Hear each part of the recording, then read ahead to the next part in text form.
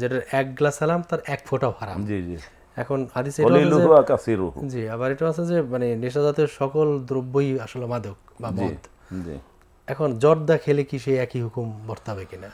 হ্যাঁ, এটা আমাদের মধ্যে একটা প্রশ্ন দেখা দিচ্ছে, খুব জটিল প্রশ্ন, যে ধূমপানকে আমরা নিরুৎসাহিত করি, কিন্তু ধূমপান যেটা দ্বারা তৈরি করা হয় তামাক থেকে, জি বিড়ি সিগারেট তৈরি করা হয়, চুরুট, তো জর্দা যারা পানের সাথে খান সেটাও তো তামাক পাতা থেকেই হয়, একই পাতা একই পাতা।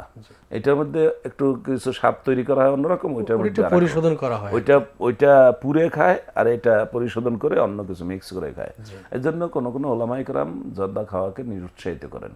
এবং আমরা লক্ষ্য করব আরব দেশে কোরআন সুন্নাহর যেখানে উৎপত্তি, সেখানে কিন্তু আলেম ওলামারা কোনো জর্দা পান এগুলো কিছু খান না।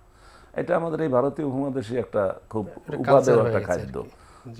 তো এই জর্দাটা আসলে যেহেতু তামাক থেকে উৎপত্তি, এটা খাওয়ার কোনো মানে অনুমতি ইসলামে নাই। কারণ এই জর্দাটা খাওয়ার মাধ্যমে তাদের মুখের থেকে দুর্গন্ধ আসে, আর ওটা তো একজনে পোড়াইয়ে খায়, আর এটা তো ডাইরেক্ট খায়।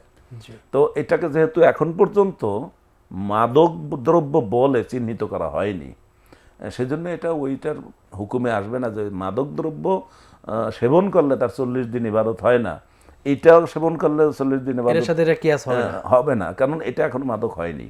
এটা আপনি ক্ষতিকর, কিন্তু ক্ষতিকর। আপনি মদের খেয়াল মতো না করবেন আর কি। যে আখের রস থেকে মাদক তৈরি হয়, কিন্তু আপনি আখের রস খাইলে তো আর মদ খাওয়া হলো না। জি আখের আখ থেকে আপনি চিবিয়ে খান অথবা রস করে খান, এটা তো আর মদ হলো না। জি মিষ্টির সিরকা থেকে মদ তৈরি হইতে পারে, কিন্তু এখন তো এটা মাদক হয়নি। জি মাদকের একটা পর্যায় আছে, সেই পর্যায়ে গেলে যখন এটার নাম মাদক হয়ে যাবে, তখন ওইটা খেলে সেই 40 সময় দিনের আলেমরা সেই ফতোয়া দেবেন। সেই ফতোয়া দিবে। জি